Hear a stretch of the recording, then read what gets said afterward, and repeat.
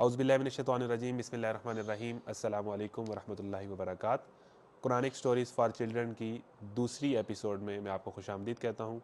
दार Arkham youth Pakistan के platform से ये ऑनलाइन यूट्यूब पर क्लास की जा रही है आल पाकिस्तान दार अरकम के स्टूडेंट्स के लिए 6th, 7th, 8th and 9th class के लिए। तो आज हमारी दूसरी एपिसोड है। बिला तख़ीर इसका आगाज़ करते हैं। आप सब लोग मेरे साथ शामिल होते जाएँ। क्लास शुरू करने से पहले कुछ हदायत। पहली बात तो ये कि कल चूँकि पहला दिन था तो हमने असेसमेंट जो है इसका टाइम थोड़ा ज़्यादा दिया है लेकिन ये बात जहन में रखें कि असेसमेंट अगर 6:15 के बाद आप सबमिट करवाएंगे सॉरी, अगर आप असेसमेंट 6:15 के बाद सबमिट करवाएंगे तो वो कंसीडर नहीं होगी। सबमिट तो हो जाएगी लेकिन अगर 6:16 हो गए हैं तो वो आपके असेसमेंट कंसीडर नहीं की जाएगी। इसलिए 6:10 पे जो शुरू हो रही है असेसमेंट उसको हर सूरत 6:14 पे या मैक्सिमम 6:15 पे आपने सबमिट करवाना होगा। ये बात मैं इंशाल्लाह बाद में भी कर दूंगा। उसमें जो पासिंग मार्क्स हैं वो 20 में से 12 हैं। अगर आपके नंबर कम आते हैं तो आप अगले दिन मज़ीद तैयारी से मज़ीद गौर व फिक्र करके क्लास सुने। बाकी इस तफसीर का लिंक हम मुख्तलिफ़ सूरतों से, चूँकि सूरह इब्राहीम आज हमारी जो स्टोरी है वो हज़रत इब्राहीम का वाक़या है, वो कुरान के मुख्तलिफ़ हिस्सों में जगह जगह आया है, तो वो हमने इसलिए तफसीर दी हुई है कि आप वहाँ से वो सूरत ओपन कर सकते हैं। अगर आपका इंटरनेट कनेक्शन ठीक है तो वो तफसीर भी ओपन हो जाएगी। इसी तरीके से आपने ये मेक श्योर करना है कि मेरा इंटरनेट ठीक रहे, क्योंकि क्लास के 10 मिनट बाद, कल चूँकि क्लास ज़रा लंबी होगी, कुछ बातें समझानी थी, इब्तदाई बातें थी, तो आज की क्लास इंशाल्लाह पूरे 6 बजे मुकम्मल होगी और 6:10 पे आपको असेसमेंट लिंक मिल जाएगा। असेसमेंट लिंक आपने 6:15 तक सबमिट करवाना होगा। अगर आप उससे लेट करवाएंगे तो वो कंसीडर नहीं किया जाएगा आपका टेस्ट। ठीक है जी, तो रेगुलर स्टूडेंट्स इस चीज़ का ख्याल रखें। तो स्टार्ट करते हैं जी आज की कहानी। आज का जो वाक़या है वो हज़रत इब्राहीम की स्टोरी ऑफ प्रॉफिट इब्राहीम है। हज़रत इब्राहीम और हज़रत मूसा ऐसे अम्बिया हैं जिनका कुरान में बार बार जिक्र आया है। हर कुरान थोड़ा सा आगे गुजरता है हज़रत इब्राहीम का जिक्र आ जाता है, हज़रत मूसा का जिक्र आ जाता है। तो इन दो अम्बिया के अंदर कुछ चीज़ें कॉमन भी हैं, लेकिन ये है कि हम स्टोरी ऑफ मूसा बाद में पढ़ेंगे, आज हम स्टोरी ऑफ इब्राहीम पढ़ें। हज़रत इब्राहीम के मुतालिक कुछ ख़ास बातें ये हैं कि हमारे जो दीन का बहुत सारी चीज़ें हज़रत इब्राहीम से मंसूब हैं।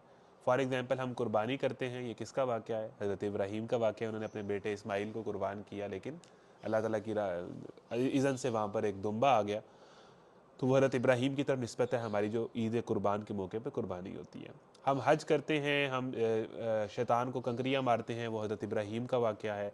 हम सफ़ा और मरवा के दरमियान सही करते हैं, वो हज़रत इब्राहीम की वाइफ हज़रत हाजरा जो सही की थी। हज़रत इस्माइल जो है वो पानी की प्यास से जो है वो रो रहे थे और फिर वहाँ से जमज़म निकलता है, वो जमज़म हम पीते हैं, इनकी निस्बत हज़रत इब्राहीम के ख़ानदान की तरफ से।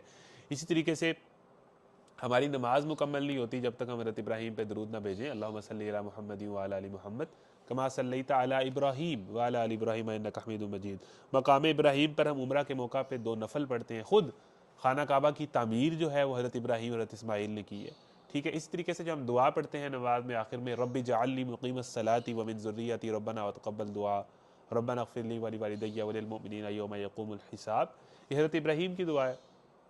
तो ये सारी चीज़ें इसमें शामिल हैं। तो हज़रत इब्राहीम की बहुत सारी सुन्नतें आज भी ज़िंदा हैं, आज भी उनको याद किया जाता है। हज़रत इब्राहीम वो नबी हैं जिनको यहूदी भी मानते हैं, जिनको ईसाई भी मानते हैं। अब यहूदियों का क्या है, वो हज़रत ईसा को नहीं मानते। ईसाइयों का क्या है, वो यहूदियों को बुरा भला कहते हैं। तो इनका आपस में लड़ाई है। फिर यह है कि नबी अकरम सल्लल्लाहु अलैहि वसल्लम को दोनों नहीं मानते। लेकिन हज़रत इब्राहीम ऐसे हैं जिनको यहूदी भी मानते हैं, ईसाई भी मानते हैं और मुसलमान भी मानते हैं। यानी कि हज़रत इब्राहीम सबके जो है वो समझ लें कि जद्द अमजद हैं। हज़रत इब्राहीम की औलाद में से इस्माइल और इसहाक़ अलैहिस्सलाम, हज़रत इसहाक़ की औलाद में से सारे बनी इसराइल के अम्बिया आए और हज़रत इस्माइल की औलाद में से अल्लाह हज़ूर अकरम सल्लल्लाहु अलैहि वसल्लम आए। तो सारे अम्बिया जो बाद में आए हज़रत इब्राहीम की सारी औलाद में से। तो हज़रत इब्राहीम को सारे मानते हैं। ये जितने इल्हामी किताबों के मानने वाले अदियान हैं, अब्राहमिक फेथ्स हैं, इन सब को, ये सब हज़रत इब्राहीम को मानते हैं। हज़रत इब्राहीम को नबी मानते हैं, उनको एहतराम की निगाह से देखा जाता है। तो हज़रत इब्राहीम की जब बात कुरान करता है तो उससे बेसिकली यहूदियों को भी सबक देता है, ईसाइयों को भी सबक देता है, मुसलमानों को भी सबक देता है कि हज़रत इब्राहीम की ज़िंदगी कैसी थी। ईसाई अगर शिरक करने लग पड़े हैं या यहूदी अगर जो है वो मुख्तलिफ़ किस्म की जो है वो हराम कारियों में इन्वॉल्व हो गए हैं, तो अल्लाह ताला कह रहा है कि आप चलें, अल्लाह के नबी को तो नहीं मानते लेकिन आप हज़रत इब्राहीम को तो मानते हैं। उनकी ज़िंदगी पढ़ लें, उन्होंने तो बुत परस्ती नहीं की। انہوں نے تو بلکہ بتوں کو ہتھوڑے مار مار کے توڑا تھا۔ حضرت عیسیٰ کے ماننے والے اگر آج شرک کر رہے ہیں، حضرت عیسیٰ کو نعوذ باللہ خدا کا بیٹا کہہ رہے ہیں، تو آپ حضرت ابراہیم کو تو مانتے ہیں۔ انہوں نے تو ساری زندگی جو ہے وہ شرک کا جو ہے وہ مقابلہ کیا ہے۔ جس دور میں وہ رہے ہیں، جہاں پر شرک کا دور دورہ تھا، انہوں نے کس طرح جو ہے وہ ایک اللہ کی عبادت کر کے دکھائی ہے اور باقی سارے بتوں کو توڑ کے دکھایا ہے، سارے صنم مسمار کر، بس ایک خدا سے پیار کر، یہ انہوں نے کر کے دکھایا ہے۔ ٹھیک ہے، تو حضرت ابراہیم کے واقعے میں سب کے لیے ہدایت ہے، کیونکہ سب ہی ان کو نبی مانتے ہیں۔ تو شروع کرتے ہیں جی۔ پہلا جو ہم شروع کرنے جا رہے ہیں وہ ہے تیسرا سپارہ، اور تیسرے سپارے میں سورہ البقرہ ہے، اور اس کی آیت نمبر جو ہے سورہ البقرہ کی پہلا جو ہم سٹارٹ کر رہے ہیں وہ ہے 7واں سپارہ۔ 7ویں سپارے میں یہ سورہ الانعام ہے، اور سورہ الانعام کی یہ آیت نمبر 74 ہے، یعنی پارہ نمبر 7 ہے اور سورہ الانعام ہے اور اس کی آیت نمبر 74 ہے۔ یہ وہ واقعہ ہے کہ حضرت ابراہیم کس طرح ایک خدا تک پہنچ گئے۔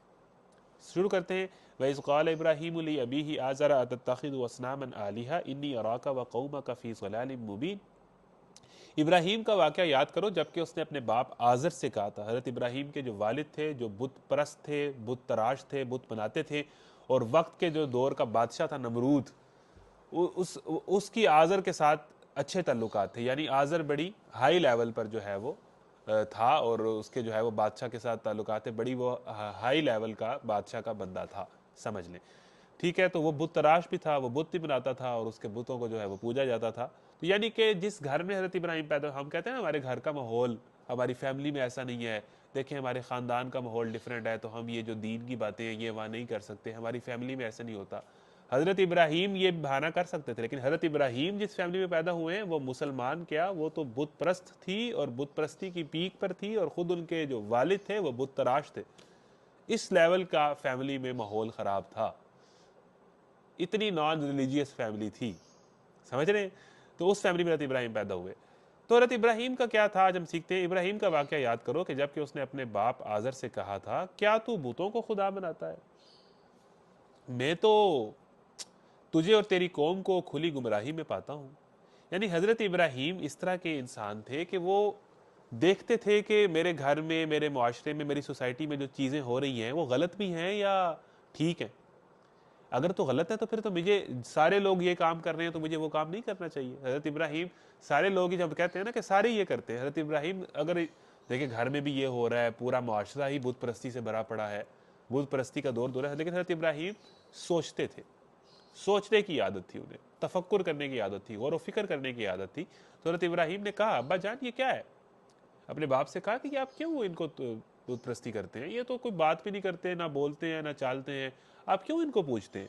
یعنی اس کا مطلب یہ ہے کہ حضرت ابراہیم چیزوں کو کریٹیکلی انالائز کرتے تھے، وہ دیکھتے تھے کہ کیا صحیح ہے کیا غلط۔ ایویں ہی کسی فلم بالی ووڈ کے کسی ہیرو نے ڈائلاگ مار دیا ہے تو اس پہ واہ واہ واہ واہ واہ کر کے اس کی بات مان لی جائے، یا کوئی گانا سن لیا جائے اس میں کوئی بات کی جائے، جناب اس پہ جو ہے وہ آنکھیں بند کر کے ناچنا شروع کر دیا جائے۔ وہ دیکھتے تھے کہ کیا چل رہا ہے، یہ جو ہو رہا ہے یہ ٹھیک بھی ہے یا غلط ہے، یہ جو میں دیکھ رہا ہوں دن رات موبائل پہ، سوشل میڈیا پہ، یہ ٹھیک بھی ہے یا غلط ہے۔ اس کے جو معاشرے میں حضرت ابراہیم اپنے گھر میں دیکھ رہے ہیں، اگر تو یہ ٹھیک نہیں ہے تو اس کو کویسچن کیا جائے۔ اگرچہ کہ ان کے باپ تھے لیکن پوچھا، چاہے جتنا مرضی بڑا مقام ہو سامنے والے انسان کا، اگر وہ غلط کر رہا ہے تو پھر تو سوال ہوگا۔ وَإِذْ قَالَ إِبْرَاهِيمُ، ابا آپ کیوں، آپ بتوں کو خدا بناتے ہیں؟ میں تو آپ کو اور آپ کی قوم کو، یعنی کہ میں آپ کو بھی غلط سمجھتا ہوں، اور یہاں تک کہا کہ کھلی گمراہی ہے۔ یعنی ایک بت کو خدا مان لینا، خود ہی بنانا اور خود ہی اس کو پوجنا شروع کر دینا، یہ تو کھلی گمراہی ہے۔ میں تو آپ کو بھی کھلی گمراہی میں پاتا ہوں، اور جو ہے پوری قوم کو بھی غلط سمجھتا ہوں۔ یعنی وہ معاشرے کا پریشر نہیں لیتے تھے کہ زیادہ لوگ جو کام کر رہے ہیں بس ٹھیک ہے، انہوں نے کہا میں ساری قوم کو بھی غلط سمجھتا ہوں اور آپ کو بھی غلط سمجھتا ہوں۔ ابراہیم کو ہم اسی طرح زمین اور آسمان کا نظام سلطنت دکھاتے تھے، اور اس لیے دکھاتے تھے کہ وہ یقین کرنے والوں میں سے ہو جائے۔ اچھا دیکھیں، جو بندہ غور و فکر کرتا ہے نا، جو دیکھتا ہے کہ کیا صحیح ہے کیا غلط ہے، اور غلط کے پیچھے نہیں بھاگتا اور حق کے پیچھے چلتا ہے، اس کے لیے وہ اسے قربانی دینی پڑے، اپنے گھر والوں کی مخالفت مولنی پڑے، وہ کر لیتا ہے کیونکہ وہ غلط ہے۔ تو حضرت ابراہیم بھی جب یہ کر رہے تھے نا، غور و فکر کر رہے تھے، تو اللہ تعالیٰ بھی ان کی مدد کر رہا تھا، اللہ تعالیٰ بھی ان کو جو ہے وہ راستے دکھا رہا تھا۔ اگر انسان ٹھیک ہونا چاہے، سیدھے راستے پہ چلنا چاہے، تو وہ چاہے امریکہ میں بھی پیدا ہو جائے، چاہے ہندوؤں میں بھی پیدا ہو جائے، چاہے بت پرستی کے گھر میں پیدا ہو جائے، اگر اس کے اندر خود سوچنے سمجھنے کی صلاحیت ہے اور وہ غلط کو غلط سمجھتا ہے تو وہ خود ہی اللہ تک پہنچ جائے گا، وہ خود ہی صحیح تک پہنچ جائے گا۔ یہی کام حضرت ابراہیم نے کیا کہ وہ جوانی میں غور و فکر کرتے تھے، چیزوں کو کریٹیکلی انالائز کرتے تھے، چیزوں کو تولتے تھے کہ کیا یہ ٹھیک بھی ہے کہ نہیں، تو اللہ تعالیٰ نے بھی ان کی مدد کی۔ اب حضرت ابراہیم نے کیا کیا اللہ تعالیٰ نے مختلف ذریعے بنائے اس طرح کہ وہ ایک اللہ تک پہنچ جائے۔ یہ گویا حضرت ابراہیم کی جرنی ٹورڈز اللہ ہے، یعنی وہ ایک بت پرستی کے معاشرے میں پیدا ہوئے لیکن وہ غور و فکر کر کے ایک اللہ تک پہنچ گئے، حق تک پہنچ گئے کہ اس کائنات کا تو ایک مالک ہے۔ تو خود ہی آپ کا غور و فکر، آپ کا تجسس آپ کو حق تک لے جاتا ہے اگر آپ میں ہے۔ اس لیے ہم اسے یہ نشانیاں دکھاتے تھے کہ وہ یقین کرنے والوں میں سے ہو جائے۔ تو اللہ چاہتا تھا، اللہ تعالیٰ نے ان میں طلب دیکھی، جستجو دیکھی، تو اللہ تعالیٰ نے ان کو ہدایت کا راستہ دیا۔ چنانچہ جب رات اس پر طاری ہوئی تو اس نے ایک تارا دیکھا، کہا یہ میرا رب ہے۔ اب حضرت ابراہیم کے دور میں ستاروں کو بھی پوجا جاتا تھا، سورج کو بھی پوجا جاتا تھا، ٹھیک ہے، اسی طریقے سے جو ہے مختلف طریقے کے، جس طرح مختلف سیگمنٹس آف سوسائٹی ہوتے ہیں، مختلف فرقے ہوتے ہیں، تو انہوں نے ہر چیز کو سٹڈی کیا، یعنی انہوں نے ہر فرقے کو، ہر طرح کے لوگوں میں جا کے دیکھا کہ بھئی حق کدھر ہے، یہ لوگ ٹھیک ہیں، یہ لوگ ٹھیک ہیں۔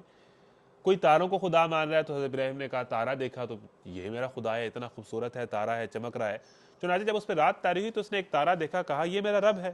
مگر جب وہ ڈوب گیا تو بولا ڈوب جانے والوں کا تو میں گرویدہ نہیں ہوں، یعنی میرا خدا ڈوب نہیں سکتا، یعنی اتنا خوبصورت تارا ہے، اتنا بڑا تارا ہے لیکن ڈوب گیا ہے، ختم ہو گیا ہے، نظروں سے اوجھل ہو گیا ہے، تو میں تو اس کو خدا نہیں کہہ سکتا۔ خود ہی سوچا اور خود ہی اس کا انکار کر دیا۔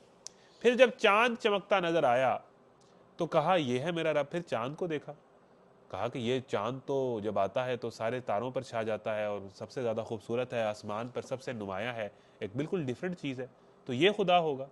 چاند کو پوجا جاتا تھا۔ تو جب چاند بھی ڈوب گیا تو کہا اگر میرے رب نے میری رہنمائی نہ کی ہوتی تو میں بھی گمراہ لوگوں میں شامل ہو گیا ہوتا۔ اور کہہ رہے ہیں کہ اگر اللہ تعالیٰ میری رہنمائی نہ کرتا تو میں تو چاند کی پوجا کرنے لگ پڑتا اور گمراہوں میں شامل ہو جاتا۔ پھر جب سورج کو دیکھا، سورج کو روشن دیکھا تو حضرت ابراہیم نے کہا یہ میرا رب ہے، یہ تو سب سے بڑا ہے۔ جب سورج آتا ہے تو چاند کیا اور تارے کیا سارے غائب ہو جاتے ہیں، تو سورج کو خدا مانا۔ مگر جب وہ بھی ڈوب گیا تو ابراہیم پکار اٹھا اے برادران قوم، قال یا قومی انی بریء مما تشرکون، میں ان سب چیزوں سے بیزار ہوں جنہیں تم خدا کا شریک بناتے ہو۔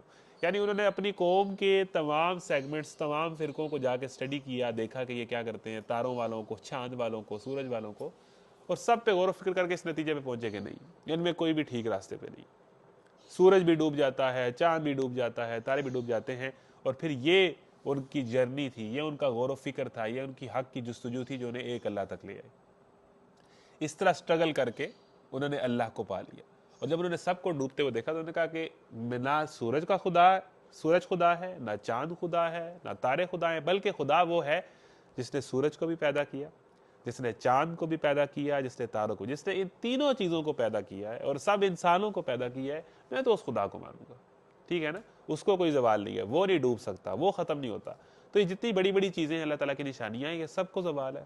سورج آئے گا تو غروب ہو جائے گا، چاند آئے گا تو ڈوب جائے گا، لیکن اللہ تعالیٰ جو ہے وہ ازل سے ہے، وہ ابد تک رہے گا۔ تو کہا انی وجہت وجہی للذی فطر السماوات والارض حنیفا وما انا من المشرکین۔ جب ہم نماز پڑھتے ہیں تو یہ والی آیت نیت کے طور پہ بھی پڑھی جاتی ہے کہ میں نے ساری چیزیں چھوڑ کے اپنا فوکس، اپنا رخ ایک اللہ کی طرف کر لیا۔ اب میرا کوئی چیز فوکس خراب نہیں کر سکتی، کوئی فلم، گانا، کوئی فتنہ مجھے سیدھے راستے سے نہیں ہٹا سکتا۔ اب سیدھا راستہ یہ ہے، میرا خدا یہ ہے، اب میرا فوکس صرف اللہ کی طرف ہے۔ اب میں نے اسی کو سجدہ کرنا ہے، میں نے کسی اور دائیں بائیں، کسی فتنے میں، کسی لالچ میں، کسی گمان میں، کسی شیطان کے ٹریپ پہ نہیں آنا۔ تو یہ وہ دعا ہے جو آیت ہے جو ہم نماز کے شروع میں بھی پڑھتے ہیں نیت کے طور پہ، کہ میں نے ہر چیز چھوڑ کے ایک اللہ کی طرف اپنا رخ کر لیا یکسو ہو کر۔ میں نے تو یکسو ہو کر اپنا رخ اس ہستی کی طرف کر لیا جس نے زمین اور آسمان کو پیدا کیا ہے، جس نے چاند کو بھی پیدا کیا ہے، سورج کو بھی پیدا کیا ہے، زمین اور آسمان کو پیدا کیا ہے، اور میں ہرگز شرک کرنے والوں میں سے نہیں ہوں۔ یہ کام جب کر دیا تو اس کی قوم اس سے جھگڑنے لگی، تو اس نے قوم سے کہا کیا تم مجھ سے اللہ کے معاملے میں جھگڑتے ہو؟ جب انہوں نے دیکھیں، جب آپ حق پہ چلتے ہیں اور گھر والے کچھ اور کہہ رہے ہیں، قوم کچھ اور کہہ رہی ہے، لیکن حق کوئی اور ہے، ٹھیک ہے، تو آپ نے تو حق، دوست کچھ اور کہہ رہے ہیں لیکن حق بات جو ہے، جائز بات جو ہے وہ تو اور ہے، تو آپ نے اس پہ جب چلیں گے تو ظاہری بات ہے کہ لوگ آپ سے ناراض ہوں گے، آپ کی مخالفت کریں گے، آپ کو تانے پڑیں گے۔ اور ہوا نا، اللہ کے نبی کو بھی گھر سے نکالا گیا، حضرت ابراہیم کو بھی گھر سے نکالا گیا، حضرت موسیٰ بھی مصر سے نکل گئے، ٹھیک ہے نا. تو یہ سارے انبیاء تو انہوں نے حق کے اوپر سٹینڈ لیا ہے, حق کے اوپر سٹینڈ لیا ہے, پھر لوگوں کی مخالفت کو مول لیا. یہ تو تھا حضرت ابراہیم کی جرنی اللہ تک پہنچنے کی, کہ وہ غور و فکر کر کے انہیں ایک خدا مل گیا. آج بھی جو کوئی غور و فکر کرے گا اسے خدا مل جائے گا. ہم تو مائل بکرم ہیں کوئی سائل ہی نہیں, راہ دکھلائیں کسے کوئی راہ روئے منزل ہی نہیں. تو اچھا آگے اگلا جو واقعہ ہے اب یہ بڑا انٹرسٹنگ ہے. اب حضرت ابراہیم کا ایک زندگی کا مشہور واقعہ ہے کہ حضرت ابراہیم کو جب ایک خدا مل گیا نا, جب انہوں نے ایک خدا کو اپنا خدا مان لیا, تو اس کے بعد حضرت ابراہیم نے پھر اس کے لیے ہر طرح کی قربانی کو برداشت کیا, ہر طرح کی چیز جو ہے وہ انہوں نے کر گزرے. ایک واقعہ بڑا انٹرسٹنگ ہے جو حضرت ابراہیم نے بتوں کو توڑا تھا, وہ بڑا انٹرسٹنگ واقعہ ہے. تو یہاں سے ہم آگے چلتے ہیں. وَلَقَدْ آتَيْنَا إِبْرَاهِيمَ رُشْدَهُ مِن قَبْلُ وَكُنَّا بِهِ عَالِمِينَ. اس سے بھی پہلے ہم نے ابراہیم کو اس کی ہوش مندی بخشی تھی. اب ہم یہ آگے ہیں جناب پارہ نمبر 17 سورہ انبیاء, اور سورہ انبیاء کی یہ ہم پڑھ رہے ہیں آیت نمبر 51. پارہ نمبر 17 سورہ الانبیاء اور سورہ انبیاء کی آیت نمبر 51.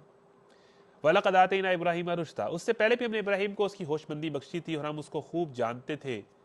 اور آگے اِذْ قَالَ لِأَبِيهِ, یاد کرو وہ موقع جب کہ اس نے اپنے باپ اور اپنی قوم سے کہا تھا کہ یہ مورتیں کیسی ہیں جن کو تم لوگ گرویدہ ہو رہے ہو. حضرت ابراہیم دیکھیں نا کویسچن کر رہے ہیں وہ, یعنی جو بچہ کویسچن کرتا ہے, جو چیزوں کو کویسچن کر کے سمجھنے کی کوشش کرتا ہے, وہ یقیناً معاملے کی تہ تک پہنچ جاتا ہے. تو حضرت ابراہیم کویسچن کرتے تھے کہ بھئی یہ غلط ہے, آپ کیوں ان کو پوج رہے ہیں, آپ کیوں ان کے عاشق ہوئے جاتے ہیں ان بتوں کی مورتیوں کے. انہوں نے جواب دیا ہم نے اپنے باپ دادا کو ان کی عبادت کرتے پایا. یعنی ان کے پاس کوئی لاجک نہیں تھی. ہم یہ کہتے ہیں نا کہ بھئی سارے یہ کرتے ہیں, ہمارے کلچر میں یہ چیز ہے, ہمارے گھر میں اسی طرح کا ماحول ہے, یونیورسٹی کالج میں اسی طرح ہی ہوتا ہے, دیکھیں اسی طرح ہی ہوتا ہے, پہلے بھی لوگ اسی طرح ہی کرتے تھے. تو انہوں نے بھی وہی جواب دیا. دیکھیں لوگ جو کر رہے ہیں یا آپ کی روایتیں جو چلی آ رہی ہیں یا گھر میں جو عموماً معاشرے میں جو چیز ہو رہی ہے, اگر وہ نہیں ٹھیک تو وہ صرف اس لیے کہ وہ ہو رہی ہے اس لیے کی جائے گی, ایسا نہیں ہوتا. تو ان کا بھی یہی حال تھا کہ ہمارے باپ دادا ان کو پوجتے تھے, ہم بھی ان کو پوج رہے ہیں, یہ چلا آ رہا ہے, اسی طرح ہی ہوتا ہے, سارے ہی یہ کام کر رہے ہیں, بس وہ بھی چلو تم ادھر کو ہوا ہو جدھر کی, اس پہ چل رہے تھے. تو ان کے پاس اس کے علاوہ اور کوئی جواب نہیں تھا کہ ہم نے اپنے باپ دادا کو ان کی عبادت کرتے پایا ہے تو ہم نے بھی ان کی دیکھا دیکھی شروع کر دی. یہی ٹرینڈ ہے, یہی روایت ہے, یہی رواج ہے, یہی چیز ٹرینڈنگ میں ہے, یہی فیشن ہے. یہی فیشن ہے نا آج کل, یہی فیشن ہے تو یہی کیا جائے. فیشن چاہے ٹھیک ہے چاہے غلط ہے یہ نہ دیکھا جائے. اس نے کہا تم بھی گمراہ ہو اور تمہارے باپ دادا بھی سری گمراہی میں پڑے ہوئے تھے. یعنی بالکل سیدھا کلیئر کٹ کہا کہ تم بھی غلط ہو اور تمہارے بڑے بھی غلط تھے. انہوں نے کہا کیا تو ہمارے سامنے اپنے اصلی خیالات پیش کر رہا ہے یا مذاق کرتا ہے. اسلام کہتے ہیں نا کہ آپ ہوش میں ہو. انہوں نے کہا ابراہیم تو کیسی باتیں کر رہا ہے, تو ہمارے بزرگوں کو چیلنج کر رہا ہے, ہماری جو ساری تہذیب ہے جو اس پہ اس کو چیلنج کر رہا ہے, تو ہوش میں بھی ہے, مذاق کر رہا ہے, یہ صحیح بات کر رہا ہے. تو حضرت ابراہیم نے کہا کہ نا جی میں بالکل سیدھی کھری بات کر رہا ہوں, یہ بالکل ایزی, آپ تسلی رکھیں, یہ میں بالکل سوچ سمجھ کے ہوش بندی کے ساتھ لاجک کے ساتھ غور و فکر کر کے میں اس نتیجے پہ پہنچا ہوں کہ آپ جو کر رہے ہیں وہ غلط ہے. پوری قوم کے آگے سٹینڈ لے لیں, آسان نہیں ہوتا. ایک گھر میں, ایک کلاس میں, ٹھیک ہے نا, 4 دوستوں میں 4 دوست ایک کام کر رہے ہیں, آپ ان کی مخالفت کر رہے ہیں, آپ ڈرتے ہیں. یہ پوری قوم کے آگے سٹینڈ لے رہے ہیں کیونکہ حق ہے اور حق کے اوپر سٹینڈ لینا ہوتا ہے, شرمانا نہیں ہوتا, ڈرنا نہیں ہوتا, پریشر نہیں لینا ہوتا. لوگ کیا کہیں گے اس بات سے نہیں ڈرنا ہوتا. بتوں میں ایک بہت بڑا بت ہے لوگ کیا کہیں گے. لوگ کیا کہیں گے کا جو بت ہے یہ بھی ہم سے بہت سارے کام نہیں کراتا. تو ہمیں یہ ڈرنا چاہیے کہ لوگ کیا کہیں گے, لوگ تو بڑا کچھ کہتے ہیں, ہمیں ڈرنا چاہیے کہ اللہ کیا کہے گا, اس سے ڈرنا چاہیے. اگر ہم نے یہ کام کر دیا تو اللہ کیا کہے گا, اگر ہم نے یہ کام نہ کیا تو اللہ کیا کہے گا, اس کے رسول کیا کہیں گے. تو ہمیں لوگ کیا کہیں گے سے نہیں ڈرنا چاہیے, یہ بھی ایک بہت بڑا بت ہے. تو حضرت ابراہیم نے اس بت کو توڑ دیا تھا کہ لوگ کیا کہیں گے, گھر والے کیا کہیں گے, خاندان کیا کہے گا, رشتہ دار کزن دوست کیا کہیں گے. تو وہ اس سے آگے نکل گئے تھے کیونکہ حق تو حق ہوتا ہے. انہوں نے کہا, اس نے جواب دیا نہیں بلکہ فی الواقع تمہارا رب وہی ہے جو زمین اور آسمان کا رب ہے اور ان کا پیدا کرنے والا ہے. اس پر میں تمہارے سامنے گواہی دیتا ہوں اور خدا کی قسم میں تمہاری غیر موجودگی میں ضرور تمہارے بتوں کی خبر لوں گا. اب یہ ہوتا ہے بندہ مومن جو صرف حق بات کرتا ہی نہیں ہے, حق پہ سٹینڈ نہیں لیتا, بلکہ جو حق کے دشمن ہوتے ہیں ان کے پرخچے اڑا کے رکھ دیتا ہے, ان کو جو ہے وہ نیست و نابود کر دیتا ہے, ان کے لیے جو ہے ان کی راتوں کی نیندیں اڑا دیتا ہے, اس نے کہا، حضرت ابراہیم نے کہا یہ صرف اتنی بات نہیں ہے کہ یہ ٹھیک ہے چلے جی اچھی بات ہے، نماز پڑھنا اچھی بات ہے جی، اچھی بات ہے، سچ بولنا، نہیں نہیں نہیں نہیں نہیں، سٹینڈ لیا، اس پہ کھڑے ہوئے، اور جو غلط پہ کھڑے ہوئے تھے ان کے خلاف جہاد کیا۔ اس پر میں تمہارے سامنے گواہی دیتا ہوں، خدا کی قسم یہ ہے دلیری حضرت ابراہیم کی۔ آپ کو نظر آ رہی تھی کہ وہ چیزوں کو لاجیکلی دیکھتے تھے، چیزوں کو کویسچن کرتے تھے، غور و فکر کرتے تھے، ان میں جستجو تھی علم کی، حق پانے کی۔ اور یہاں پر آپ کو نظر آ رہا ہے کہ وہ جو ہے وہ کانفیڈنٹ تھے اپنی بات کو بیان کرنے میں لوگوں کے سامنے، ڈرتے نہیں تھے، اور اس کے بعد وہ دلیر تھے، بہادر تھے۔ کہا کہ میں ان کی ایسی کی تیسی کر دوں گا، تمہارے ضرور بتوں کی خبر لوں گا۔ چنانچہ اس نے ان کو ٹکڑے ٹکڑے کر دیا۔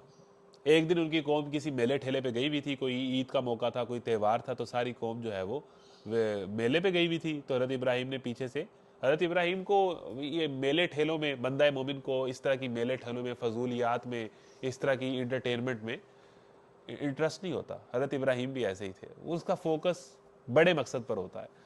تو وہ پیچھے سے انہوں نے موقع دیکھا، اور سارے جو بت تھے، جو بڑے بھرے دربار میں جو مین جگہ تھی جہاں پر بتوں کو پوجا جاتا تھا، ہتھوڑا لے کے بتوں کو توڑا۔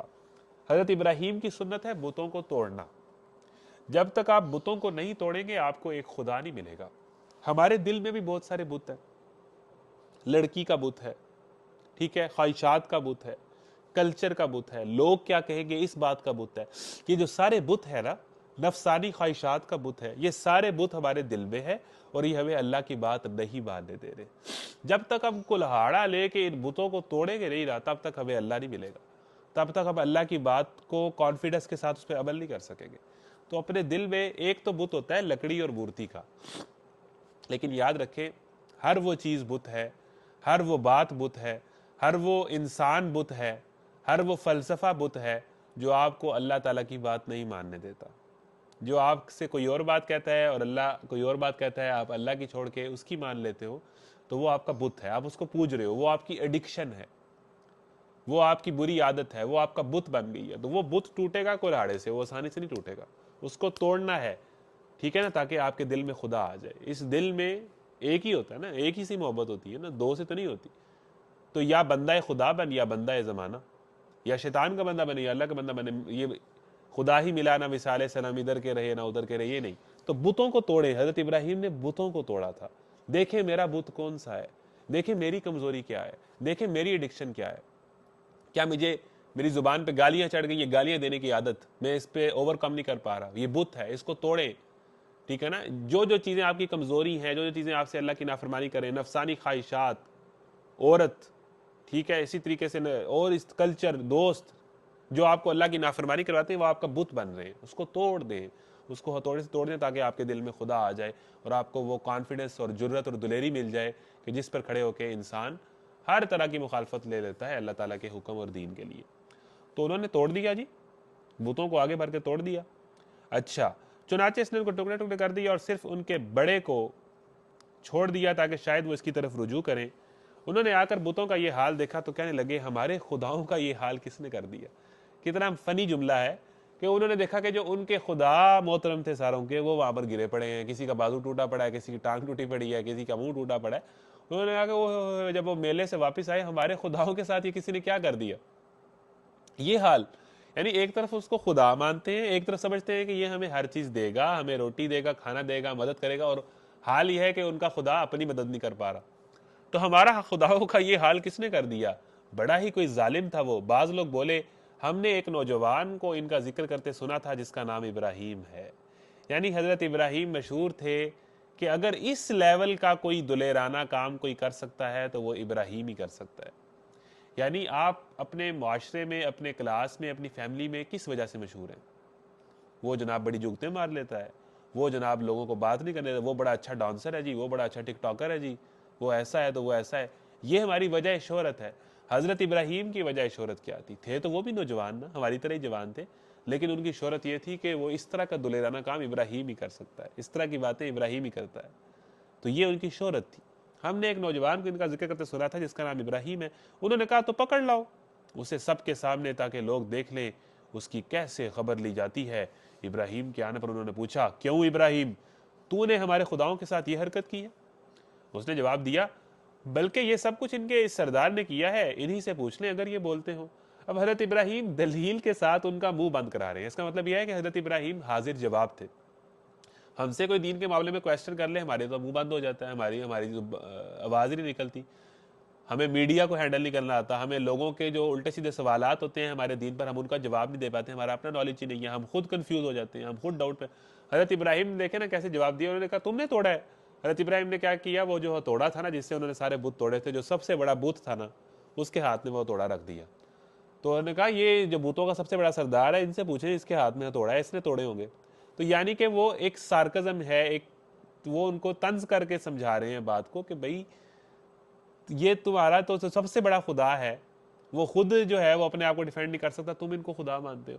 حضرت ابراہیم نے کہا بلکہ یہ سب کچھ ان کے سردار نے کیا ہے, انہی سے پوچھ لیں اگر یہ بولتے ہو. یہ سن کر وہ لوگ اپنے ضمیر کی طرف پلٹے اور اپنے دلوں میں کہنے لگے واقعی تم خود ہی ظالم ہو. جب یہ دلیل دی نا حضرت ابراہیم نے, تو بندہ مومن کے پاس دلیل ہوتی ہے اپنی بات کو ثابت کرنے کے لیے, لاجک ہوتی ہے.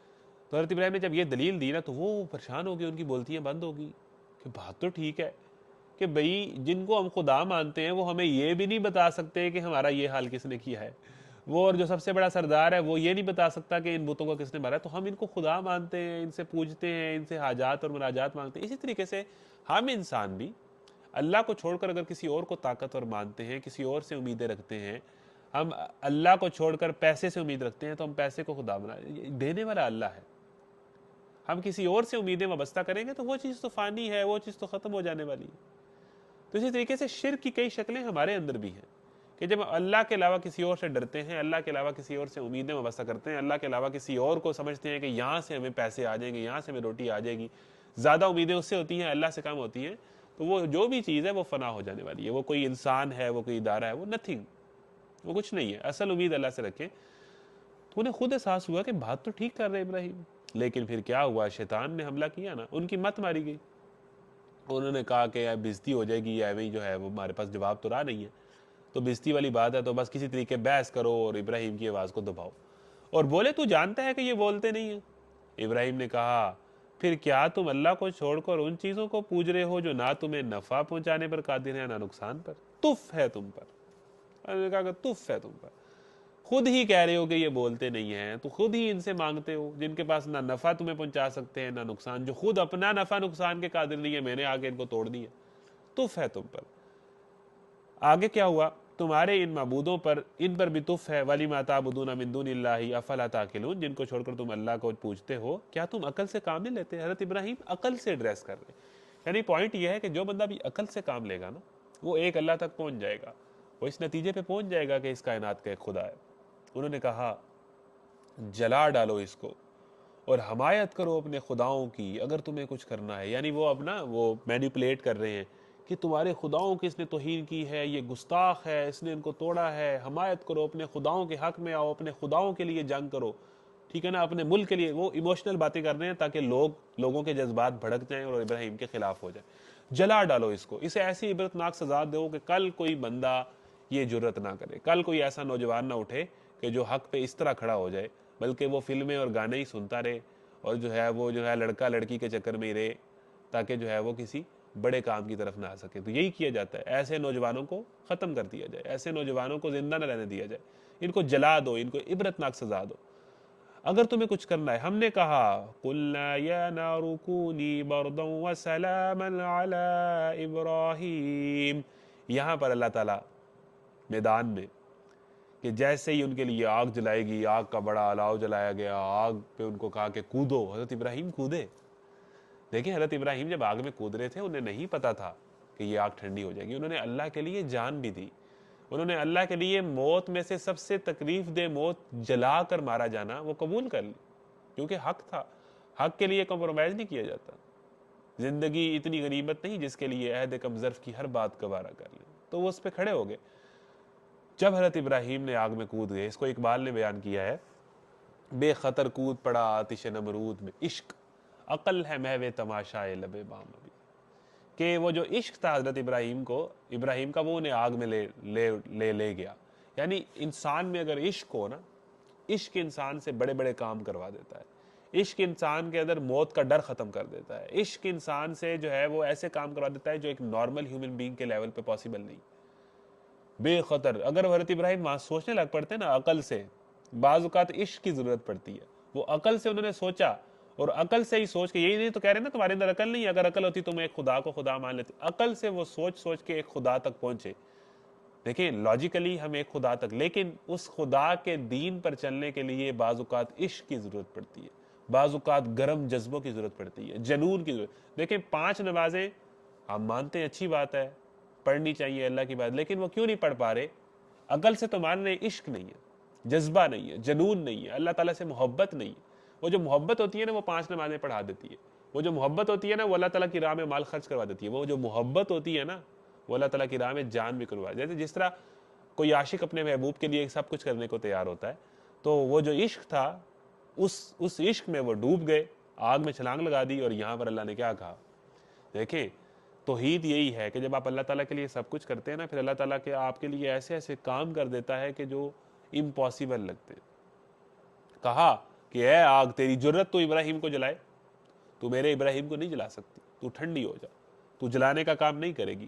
حضرت ابراہیم اس آگ میں کودے ہیں, چھلانگ لگائی ہے, اور وہ آگ نے ان کو نہیں جلایا, وہ ٹھنڈی ہو گئی ہے. اور ساتھ کہا سلام علی ابراہیم, ابراہیم تیرے اوپر سلام ہے, ابراہیم تیرے پہ سلوٹ ہے, تجھے سلام ہے. اللہ تعالیٰ نے ٹریبیوٹ پیش کیا حضرت ابراہیم کو کہ تو نے میرے لیے اگر اتنی بڑی قربانی دی ہے تو پھر میں ساری دنیا کو تیرے پیچھے لگا دوں گا. اور حضرت ابراہیم اس آگ سے سلامت نکل آئے. اور المیہ یہ ہے کہ جتنے لوگ وہاں دیکھ رہے تھے ان میں سے ایک بھی ایمان نہیں لے کے آیا. کیوں؟ کیونکہ ان کے مفادات نمرود کے ساتھ وابستہ تھے, ان کی روٹی وہاں سے آتی تھی. تو جو روٹی ہوتی ہے, مفادات ہوتے ہیں, خواہشات ہوتی ہیں انسان کی, یہ انسان کو حق نہیں قبول کرنے دیتی, حق پر نہیں چلنے دیتی. تو یہ ہے اللہ تعالیٰ کے لیے کھڑے ہو جانا, حق بات پہ کھڑے ہو جانا, لوگوں سے لڑائی مول لینا, اور اس حق کے لیے ہم ایک دوست نہیں قربان کرتے. حضرت ابراہیم نے اپنا گھر, اپنا خاندان, ایون اپنی جان تک قربان کر دی حق پہ کھڑے ہونے کے لیے. ایک واقعہ تو یہ ہے. دوسرا واقعہ ہے بڑا انٹرسٹنگ, جو کہ آتا ہے سورہ صافات میں, پارہ نمبر 23 میں. یہ بھی حضرت ابراہیم کی محبت کا ایک واقعہ ہے. وہ پڑھ کے جلدی سے اگر دوسرے واقعے کا ٹائم ملا تو مکمل کریں گے, تو ویسے ہم اس کو وائنڈ اپ کر لیں گے, ہم آگے نہیں بڑھ سکتے. تو اب میں پڑھنے جا رہا ہوں پارہ نمبر 23 سورہ صافات, ٹھیک ہے. اور سورہ صافات کی آیت ہے 83, آیت نمبر 83, پارہ نمبر 23 سورہ صافات. وَإِنَّ مِن شِيَّتِهِ لِإِبْرَاهِيمَ إِذْ جَاءَ رَبَّهُ بِقَلْبٍ سَلِيمٍ. اچھا جی, اور نوحی کے طریقے پر چلنے والا ابراہیم تھا جب وہ اپنے رب کے حضور قلب سلیم لے کر آیا. حضرت ابراہیم کا دل جو ہے وہ قلب سلیم تھا, ٹھیک ہے نا. ساری زندگی اللہ کے عشق میں جو ہے وہ صاف ستھرا سیدھا, ٹھیک ہے نا, پاک دل تھا, قلب سلیم لے کر آیا. جب اس نے اپنے باپ اور اپنی قوم سے کہا, یہ کیا چیزیں جن کی تم عبادت کر رہے ہو؟ کیا اللہ کو چھوڑ کر جھوٹ کھڑے ہوئے معبود چاہتے ہو؟ آخر اللہ رب العالمین کے بارے میں تمہارا کیا گمان ہے؟ یعنی تم یہ سمجھتے ہو کہ ہم ساری زندگی اپنی مرضی کریں گے اور اللہ تعالیٰ تمہیں معاف کر دے گا؟ یہی ہم سمجھتے ہیں نا. کوئی پیر آئے گا, کوئی بندہ آئے گا, اور اللہ تعالیٰ نے تو ہمیں معاف کر ہی دینا. تو حضرت ابراہیم کی قوم کی بھی یہی سوچ تھی, کیا تمہارا اللہ کے بارے میں کیا گمان ہے؟ الٹے سیدھے گمان رکھے ہوئے. پھر اس نے تاروں پر ایک نگاہ ڈالی اور کہا میری طبیعت خراب ہے. چنانچہ وہ لوگ اسے چھوڑ کر چلے گئے. یعنی وہی میں نے پہلے بات بتائی ہے, وہ میلے میں چلے گئے, حضرت ابراہیم پیچھے تھے. ان کے پیچھے وہ چپکے سے ان کے معبودوں کے مندر میں گھس گیا اور بولا, آپ لوگ کھاتے کیوں نہیں ہیں؟ کیا ہو گیا ہے؟ آپ لوگ بولتے بھی نہیں ہیں. یعنی کس طرح وہ کہتے تھے کہ بھئی کیا آپ لوگ نہ کھاتے ہیں نہ بولتے ہیں, اور یہ لوگ آپ کو پوچھتے ہیں. اس کے بعد وہ ان پر پل پڑا اور سیدھے ہاتھ سے خوب ضربیں لگائیں. واپس آ کر وہ لوگ بھاگے بھاگے اس کے پاس ہے. اس نے کہا, کیا تم اپنی ہی تراشی ہوئی چیزوں کو پوجتے ہو؟ حالانکہ اللہ ہی نے تم کو بھی پیدا کیا اور ان چیزوں کو بھی جنہیں تم بناتے ہو. انہوں نے آپس میں کہا, اس کے لیے ایک الاؤ تیار کرو, اسے دہکتی ہوئی آگ کے ڈھیر میں پھینک دو. وہی واقعہ ہے, انہوں نے اس کے خلاف ایک کارروائی کرنی چاہیے تھی مگر ہم نے ان کو نیچا دکھا دیا. اگلا واقعہ, ابراہیم نے کہا, میں اپنے رب کی طرف جاتا ہوں, وہ میری رہنمائی کرے گا. اے پروردگار, مجھے ایک بیٹا عطا کر جو صالحوں میں سے ہو. حضرت ابراہیم کی اولاد نہیں تھی تو بڑی عمر میں اللہ تعالیٰ نے ان کو بیٹا دیا. یہ بھی اللہ تعالیٰ کا ایک معجزہ ہے. اللہ پہ یقین کریں گے تو اللہ تعالیٰ آپ کے لیے ایسے کام کرے گا جو بظاہر انسان کو امپاسبل لگتے ہیں. یہی توحید ہے کہ اللہ سب کچھ کر سکتا ہے. اللہ تعالیٰ نفع نقصان کا قادر ہے. وہ جب چاہے گا, مجھے جو چیز چاہے گا وہ مجھے مل جائے گی. تو اللہ سے مانگیں, توحید کی طرف آئیں. اس دعا کے جواب میں ہم نے اس کو ایک حلیم بردبار لڑکے کی بشارت دی, حضرت اسماعیل کی. وہ لڑکا جب اس کے ساتھ دوڑ دھوپ کرنے کی عمر کو پہنچ گیا تو ایک روز ابراہیم نے اسے کہا, بیٹا میں خواب میں دیکھتا ہوں کہ میں تجھے ذبح کر رہا ہوں. دیکھیں ایک آپ کی آگے اولاد نہ ہو، پھر آپ بوڑھے ہیں، بڑی عمر میں آپ کو اولاد ملی ہے، پھر اس کے بعد اس بڑی عمر میں جب اولاد ہوئی ہے تو پھر آپ نے اس کو پال پال کے جب بڑا کیا ہے اور آپ مزید بوڑھے ہو گئے ہیں، اور اب جا کے آپ کو یہ ہے کہ میرا بیٹا میرا ہاتھ بٹائے گا یا میرے کام کو آگے بڑھائے گا، تب جا کے اللہ تعالیٰ نے کہا، یعنی بہت مشکل ہے ایک بیٹا بڑی عمر میں ملے، پھر اس کے بعد آپ بوڑھے ہو چکے ہو، پھر آپ اس کو مشکل سے بڑا کرتے ہیں اور وہ جوان ہو جاتا ہے اور اب اس کا پے بیک کرنے کی باری آئی ہے، ہاتھ بٹانے کی باری آئی، تو اللہ تعالیٰ کہ آپ اس کو ذبح کر دیں۔ تو دیکھیں نا کس لیول کے امتحان لیے ہیں اللہ تعالیٰ نے۔ اللہ تعالیٰ نے نا حضرت ابراہیم کی محبتوں کا، اولاد انسان کی محبت ہے، ٹھیک ہے، معاشرے کا خوف کا امتحان لیا ہے کہ گھر والے کیا کہیں گے، لوگ کیا کہیں گے، معاشرہ کیا کہے گا، والد کیا کہے گا، تو خوف کا امتحان لیا۔ اس خوف کے امتحان میں حضرت ابراہیم کامیاب ہو گئے کہ ایک اللہ کا خوف ہے اور کسی کا خوف نہیں ہے، وہ امتحان تو ہو گیا۔ یہاں پر اللہ تعالیٰ امتحان لے رہے ہیں حضرت ابراہیم کی محبتوں کا۔ یہ محبتیں دوستوں کی، اولاد کی، بھائی بہن کی، یہ بھی انسان کی کمزوریاں بن جاتی ہیں، یہ بھی انسان سے اللہ تعالیٰ کی مرضی کی بات جو اللہ تعالیٰ چاہ رہا ہے وہ نہیں کرنے دیتی، انسان محبتوں کے ہاتھوں بلیک میل ہو جاتا ہے۔ تو پہلا امتحان تھا خوف کا، دوسرا امتحان ہے محبت کا، اور محبت بھی کیسی کہ بوڑھی عمر میں جوان بیٹا جو اب ہاتھ بٹانے کے قابل ہوئے، اللہ تعالیٰ نے خواب میں دیکھا کہ ذبح کر رہے ہیں۔ حضرت ابراہیم نے ایک بات نہیں کی اور کہا کہ اے اللہ تو اگر چاہتا ہے تیری محبت پہ یہ بھی قربان۔ جس طرح حدیث ہے نا کہ تم میں سے کوئی اس وقت تک مومن نہیں ہو سکتا جب تک حضور اکرم صلی اللہ علیہ وسلم اسے، اس کی اولاد، اس کے والدین اور تمام انسانوں سے زیادہ محبوب نہ ہو جائے، یعنی ان کی محبت کے آگے کچھ نہیں ہے۔ والذین آمنوا اشد حبا للہ، مومن جو ہوتے ہیں وہ اللہ تعالیٰ سے سب سے بڑھ کر محبت کرتے ہیں، اللہ کے لیے محبت کرتے ہیں، اللہ کے لیے نفرت کرتے ہیں، اللہ کے لیے دیتے ہیں، اللہ تعالیٰ کے لیے روکتے ہیں، یہی ان کے ایمان کی تکمیل ہے۔ تو یہاں پر ٹھیک ہے اولاد ہے تو کیا ہے، یعنی سب سے بڑی محبت، ہم کوئی چھوٹی سی چیز قربان کرنے کے لیے تیار نہیں ہے اللہ کے لیے، چھوٹا سا خوف اور مخالفت مول لینے کے لیے تیار نہیں ہے۔ یہاں سب سے بڑی کمزوری، ویکنس اور آپ کی محبت، اولاد، جوان بیٹا، اللہ تعالیٰ کہہ رہا ذبح کر دو۔ تو حضرت ابراہیم نے اس امتحان میں بھی اپنے آپ کو کامیاب کیا، ٹھیک۔ پھر ایک وقت آیا کہ جب یہ بیٹے ہوئے تو کہا کہ اپنی بیوی اور بچے کو وہ دور دراز جنگلوں میں چھوڑا ہو عرب کے اندر، اور ماں اور چھوٹا بیٹا دودھ پیتا بچہ جو اکیلے چھوڑا ہیں، وہاں بھی حضرت ابراہیم نے کہا ٹھیک ہے، اپنی فیملی کی محبت بھی قربان کی، یعنی ٹوٹل ٹیسٹ لیا کہ یہ مجھ سے محبت کرتا ہے یا اس کے دل میں، یعنی اللہ تعالیٰ نے حضرت ابراہیم کے دل کو ہر طرح کی محبت سے دنیا کی پاک کر دیا۔ میں خواب میں دیکھتا ہوں کہ میں تجھے ذبح کر رہا ہوں، اب تو بتا تیرا کیا خیال ہے؟ اس نے کہا ابا جان جو کچھ آپ کو حکم دیا جا رہا ہے اسے کر دیں، یہ فیضان نظر تھا یا کہ مکتب کی کرامت تھی، سکھائے کس نے اسماعیل کو آداب فرزندی۔ یعنی بیٹا ہو تو ایسا کہ ابا جان، یعنی بیٹا بھی تو حضرت ابراہیم کا ہے نا، ہم تو والد صاحب کی بات نہیں مانتے، ہمیں تھوڑی سی مشکل لگے، یہاں والد صاحب کیا کہہ رہے ہیں، بیٹا تیری گردن کاٹی ہے، ذبح کرنا ہے تجھے، ہم تو چھوٹا سا کام نہیں ہے ذبح کرنے، بیٹا کیسا ہے، الٹا والد صاحب کو حوصلہ دے رہا ہے، والد صاحب آگے بڑھے، کر دے، کوئی مسئلہ نہیں ہے، جان ہی ہے نا، یہ جان تو آنی جانی ہے، اس جان کی تو کوئی بات نہیں، اگر اللہ کے لیے جان، اللہ مجھ سے میری جان لینا چاہتا ہے تو میں حاضر ہوں۔ تو بیٹا بھی پھر یہی وہ ابراہیم اور اسماعیل ہیں جنہوں نے خانہ کعبہ کی تعمیر کی، اور خانہ کعبہ کی تعمیر کر کے دعا مانگی کہ ربنا تقبل منا انک انت السمیع العلیم، پھر دعا مانگی کہ اے اللہ یہاں پر ایک ایسا نبی پیدا کر جو لوگوں کو تیری آیات سنائے، ان کا تزکیہ کرے، انہیں کتاب و حکمت کی تعلیم دے، یعنی حضرت محمد صلی اللہ علیہ وسلم کے لیے دعا کی۔ اس لیے حضرت نبی کریم صلی اللہ علیہ وسلم کو دعائے خلیل بھی کہا جاتا ہے کہ خانہ کعبہ بنا کے جب انہوں نے دعا کی تو وہ قبول ہوئی، اور یہاں پر اللہ کے نبی آئے اور وہاں پر وافر پھل اور رزق اور سارا کچھ ہوا، اور اس دار جو دعا تھی ابراہیم کو کہ اس کو امن کا گھر بنا، خانہ کعبہ کو، لوگوں کی طواف، ساری دعائیں قبول ہوئی۔ تو حضرت ابراہیم ہی ہیں اور اسماعیل ہی ہیں، یہ باپ بیٹا، ایسے باپ بیٹا تھے جنہوں نے خانہ کعبہ کو تعمیر کیا۔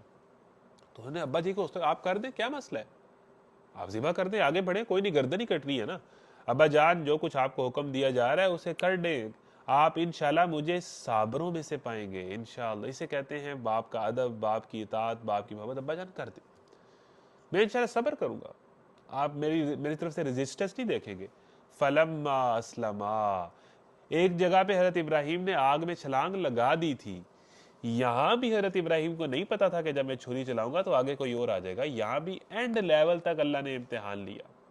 بیٹے کو نیچے لٹایا، اپنی آنکھوں پہ پٹی باندھ لی، بیٹا ہے نا، چھری چلا دی، چھری چلانے کو محسوس کیا، تڑپنے کی، جو جس پہ چھری چلتی ہے اس کے تڑپنے کے، اس کے خون کے فواروں کو محسوس کیا، یعنی باقاعدہ اپنے بیٹے پر، آنکھ پر انہوں نے تو چھری چلا دی تھی۔ تو جب چھری چلی تو آگے دبا تھا. اللہ تعالیٰ کسی بچے کی اس طرح جان نہیں لینا چاہتا. اللہ تعالیٰ حضرت ابراہیم کے ایمان کا امتحان لے رہا تھا کہ اللہ تعالیٰ محبتوں کو, تو اس لیے ہمیں چاہیے کہ اپنی ہر محبت کے اوپر چھری پھیر دیں, اپنے ہر خوف کے آگے کھڑے ہو جائیں ایک اللہ کی محبت کے لیے. تو حضرت ابراہیم نے محبتوں میں سب سے بڑی محبت جو کمزوری بن سکتی ہے, اللہ تعالیٰ دیکھ رہا تھا نا کہ یہ ان سے بہت محبت کرنے لگے تھے, تو اللہ تعالیٰ نے ٹیسٹ کیا کہ مجھ سے زیادہ محبت کرتے ہیں کہ اسماعیل سے کرتے ہیں. کہا قربان کر دو, کہا آمنا وصدقنا, قربان کر دیا. بیٹے نے کہا قربان کر دیں, بسم اللہ.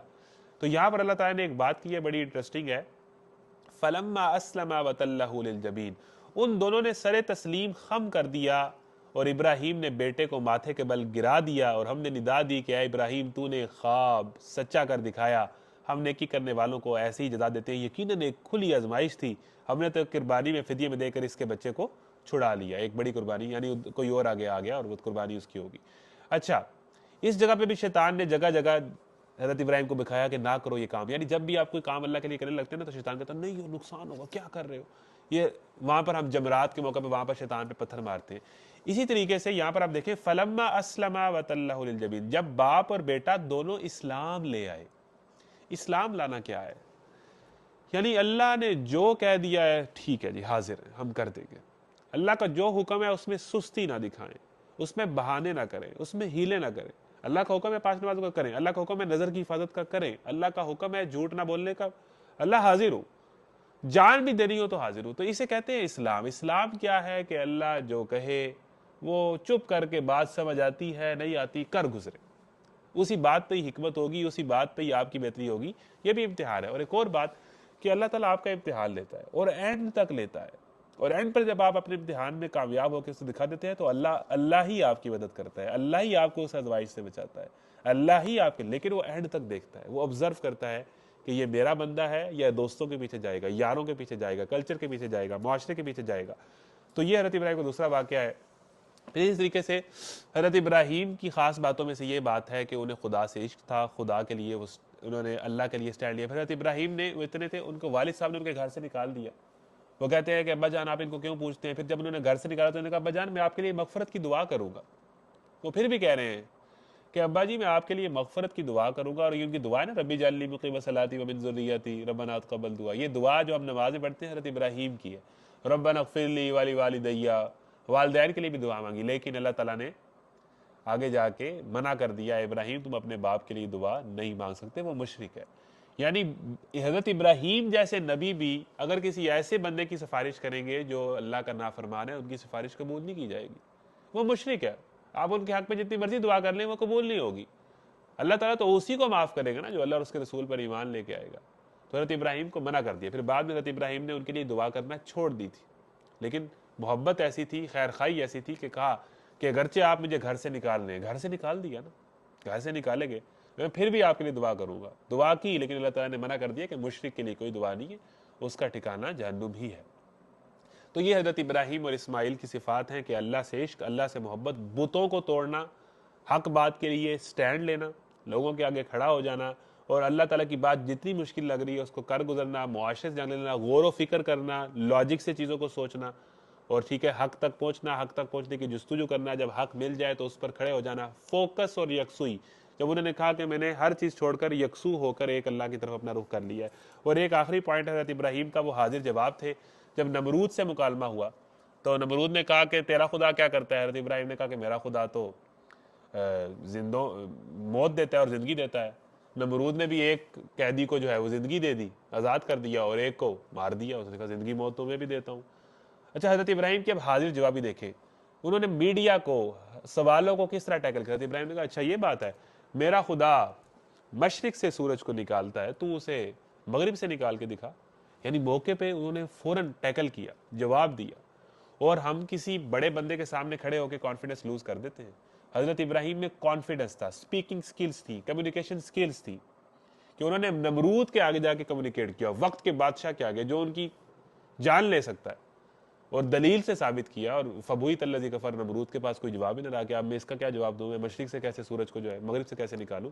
تو حاضر جوابی تھی, کانفیڈنس تھا, بات کر سکتے تھے, حق بات پہ کھڑے ہوتے تھے, اس کے لیے لڑتے تھے, اس کے لیے سٹینڈ لیتے تھے.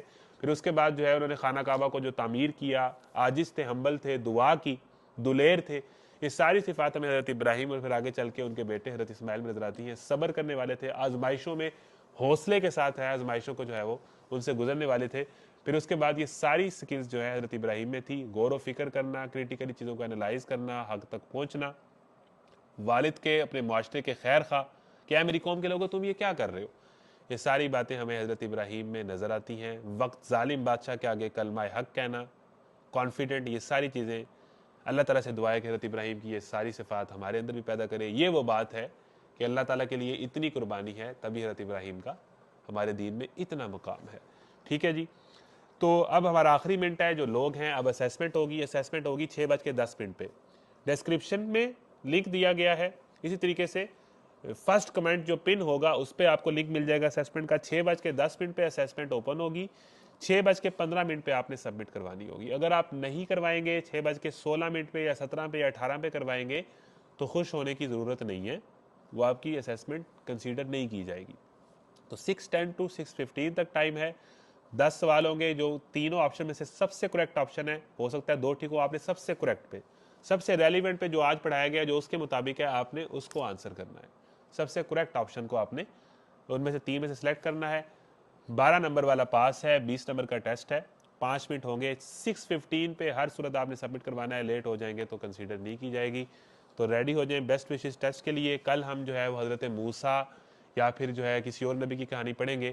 تو ہماری 2 دن کی کلاس ہوگی یا 3 دن رہ گئے. اللہ تعالیٰ سے دعا ہے کہ وہ ہمیں انبیاء کے ان اسوہ حسنہ پر عمل کرنے کی توفیق عطا فرمائے. وآخر دعوانا الحمدللہ رب العالمین. السلام علیکم ورحمۃ اللہ.